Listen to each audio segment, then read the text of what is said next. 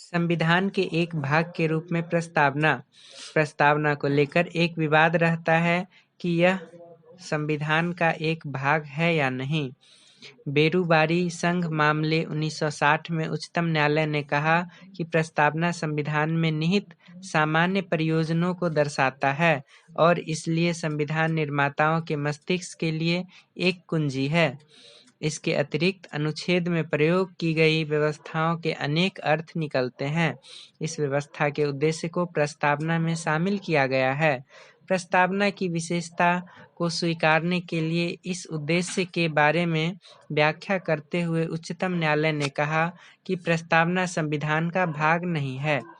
केशवानंद भारती मामले 1973 में उच्चतम न्यायालय के पूर्व व्याख्या को अस्वीकार कर दिया और यह व्यवस्था दी कि प्रस्तावना संविधान का एक भाग है।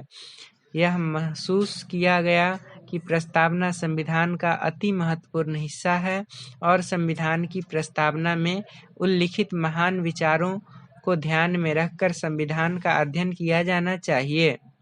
LIC ऑफ इंडिया मामले 1995 में भी पुनः उच्चतम न्यायालय ने व्यवस्था दी कि प्रस्तावना संविधान का आंतरिक हिस्सा है।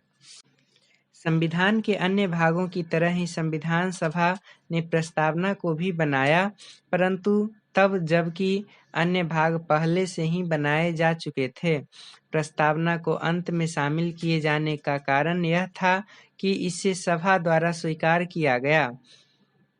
जब प्रस्तावना पर मत व्यक्त किया जाने लगा तो संविधान सभा के अध्यक्ष ने कहा, प्रश्न यह है कि प्रस्तावना संविधान का भाग है। इस प्रस्ताव को तब स्वीकार कर लिया गया, लेकिन उच्चतम न्यायालय द्वारा वर्तमान मत दिए जाने के बाद कि प्रस्तावना संविधान का भाग है, यह संविधान के जनकों के मत के साम्यता रखता है। दो तथ्य उल्लेखनीय हैं। पहला, प्रस्तावना न तो विधायिका की शक्ति का स्रोत है और न ही उसकी शक्तियों पर प्रतिबंध लगाने वाला। दूसरा, यह गैर न्यायिक है, अर्थात इसकी व्याख्याओं को न्यायालय में चुनौती नहीं दी जा सकती।